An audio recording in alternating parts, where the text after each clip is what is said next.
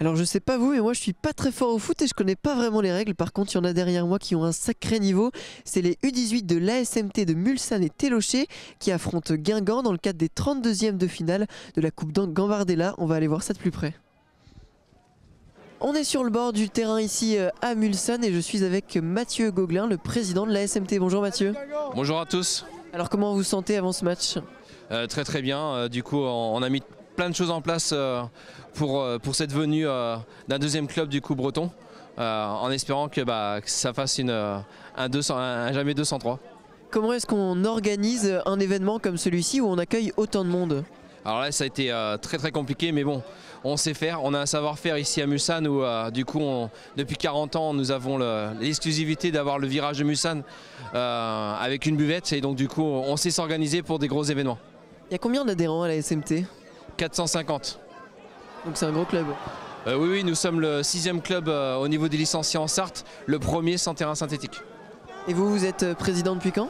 Alors j'ai été président par intérim depuis le mois de janvier dernier suite à la démission de Nicolas Bonneau, et du coup je suis officiellement président depuis le mois de septembre. Vous avez d'abord affronté Lorient, maintenant c'est au tour de Guingamp. Comment est-ce qu'on fait pour arriver à un si haut niveau sportivement parlant?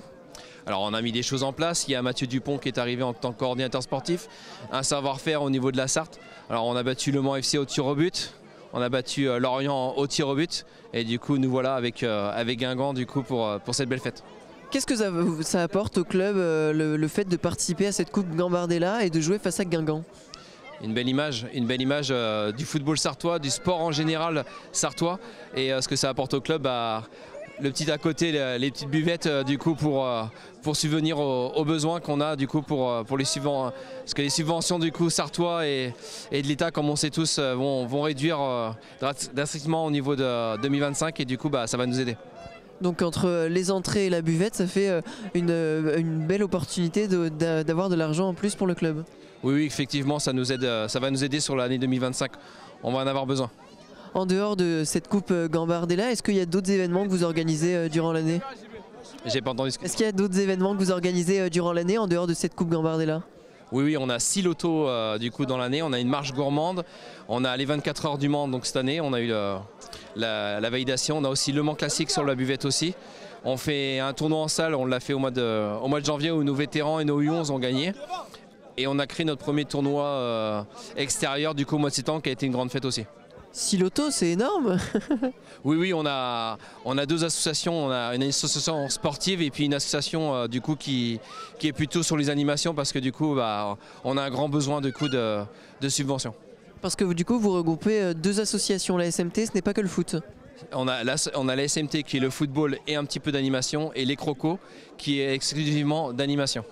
Si on a envie de vous rejoindre, de jouer au sein du club ou d'être bénévole, comment ça se passe?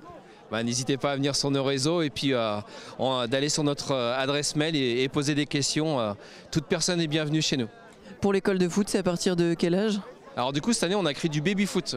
Donc du coup les 4 ans et les 3 ans du coup peuvent venir, et on a aussi créé cette année du fit foot. Donc c'est des parents qui du coup emmènent leurs enfants aux entraînements et vont à l'Hôtel Arbor qui se trouve juste à côté sur les Inaudières, pour pouvoir justement faire du fitness football pendant que leurs enfants font leur entraînement. C'est super original. C'est ça. Donc on a mis aussi en place du soutien scolaire le lundi soir. Les CM1, CM2 du coup arrivent de l'école avec leur sac de cours et leur sac de sport. Et juste après, leur soutien scolaire du coup fait par des bénévoles chez nous et des services civiques du coup font leur entraînement U10 U11. Vous allez bien au-delà de simple entraînement de foot. Oui, c'est notre projet. Notre projet est sportif, mais surtout éducatif et associatif. On a aussi Karim Daoud qui est arrivé au sein du club, qui s'occupe du service jeunesse de la ville d'Allonne, qui a réussi à monter en U17 région sur la deuxième phase avec nos petits jeunes. Et lui s'occupe de la partie,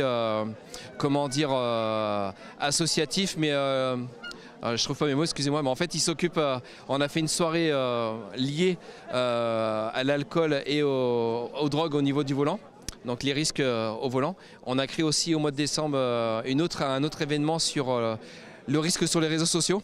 Et puis prochainement nous aurons la même chose pour les filles et les garçons sur la sexualité, le consentement et tout ça. Donc on a vraiment à cœur d'avoir du sportif, de la compétition, mais aussi un lien social. Donc il y a de véritables engagements très forts. Oui, c'est notre volonté, vu qu'on n'a pas de terrain synthétique, ce qu'on souhaite grandement, en espérant que avec les prochaines élections municipales et la collectivité Le Mans Métropole puisse nous aider à subvenir à ce besoin qui est primordial pour notre région géographique, on va dire, au sein du Sud-Sarthe. Et du coup, voilà, on essaye de se montrer autrement. Alors c'est quoi le prochain événement organisé par la SMT, celui qui va venir, qui est le plus proche de nous? Alors le plus proche de nous, c'est le loto de la Saint-Valentin qui sera le 8 février. Donc n'hésitez pas à regarder sur nos réseaux. Le prochain loto, ça sera le 8 février. Et ça se passe où? Salle municipale de Mulsanne. Merci beaucoup Mathieu. Merci beaucoup à vous d'être venus et merci. Avec plaisir. Nous venons de retrouver Mathieu. Bonjour Mathieu. Bonjour. Vous êtes le coordinateur sportif du club. Vous êtes en charge de toutes les animations qui se sont déroulées aujourd'hui. Oui, exactement. Alors on a essayé de faire vraiment une énorme fête par rapport à cet événement. C'est quand même un 32e de finale de Coupe Gambardella, donc c'est une récompense pour tout le club. On a voulu inclure tous les enfants du club, tous les bénévoles, tout le monde avait sa place et sa petite fête, sa petite surprise aujourd'hui. Et donc il y avait tout un tas de choses qui étaient organisées avant le match, à la mi-temps, mais également en ce moment même. Ouais, vous voyez, là on est en plein pendant match, il y a quasiment 2000 personnes je pense dans le stade. Tous les enfants ont été maquillés dès l'accueil, les enfants du club. Ils se sont tous retrouvés sur le terrain avec les petits clap-clap, voilà, comme ça, pour faire du bruit à l'entrée des joueurs. Il y a également tous les U11 du club qui sont rentrés avec les maillots de Mulsanne et de Guingamp, puisque notre club visiteur nous a fait le plaisir de ramener un jeu de maillot pour les enfants. Donc voilà pour l'animation. Il y a eu un coup d'envoi aussi donné par les anciens présidents du club, tous les anciens présidents du club. Et puis également Arnaud Cormier, Guillaume Loriot, Erwan Maignan, qui sont des joueurs qui ont gagné la Gambardella avec le MUC 72 à l'époque, qui sont des amis qui sont venus spécialement aujourd'hui pour cette fête-là. Et puis tout au long du match, voilà, on a une intervenante, Candice, qui est là, et les enfants peuvent jouer le petit défi de la cible et puis essayer de remporter une petite récompense. C'est une belle exposition pour le club, cette coupe. Ouais, on a essayé de répondre présent, à la fois dans l'organisation, dans ce qu'on a proposé tout au long de la préparation de ce match, également sur les réseaux, avec des vidéos, avec des photos. Enfin voilà, on a essayé de faire parler de nous en bien et en plus on a une chance énorme d'avoir un super temps aujourd'hui. Donc pour faire que cet événement soit réussi, que la fête soit réussie. Malheureusement là pour l'instant on perd 2-0 mais il reste une demi-heure. Merci Mathieu. Merci beaucoup. On va aller voir Candice qui se trouve juste ici et qui s'occupe de l'animation avec cette grande cible. Bonjour Candice. Bonjour. Comment ça se passe? Ça se passe bien. Alors est-ce que vous pouvez nous expliquer le principe des jeux ici? Oui, du coup il y a un concours sur la cible. Donc en fait ils ont 6 tirs et je garde les 3 meilleurs scores. Après ils ont la possibilité de rejouer et d'améliorer. Après c'est 1 € les 7 tirs, donc du coup ça laisse la possibilité de vraiment améliorer leur score. Et puis là c'est un concours en fait en 30 secondes ils doivent éteindre le plus de lumière possible. C'est un peu les jeux qu'on voit au niveau des joueurs de Formule 1, enfin des pilotes de Formule 1. Pour s'entraîner à la rapidité. Donc là, attendez je donne le score. Combien il a fait? 50. C'est pas mal ou pas? 50, oui c'est pas mal. C'est pas mal parce qu'en fait c'est vraiment au niveau plus ils vont être rapides, plus ils vont en toucher. En fait le jeu s'adapte vraiment à eux. Et vous notez tous les scores après? Il y a quelque chose à gagner? Là non parce qu'ils n'ont pas payé, voilà je l'ai joué quand même. Mais sinon oui, il y a un petit concours. Et alors j'ai vu aussi que les balles s'accrochaient sur la cible là. C'est ça. Ça a l'air un peu compliqué. Non ça va après, il y a quand même tout le rond qui se crache donc bon si on arrive à viser au moins la cible.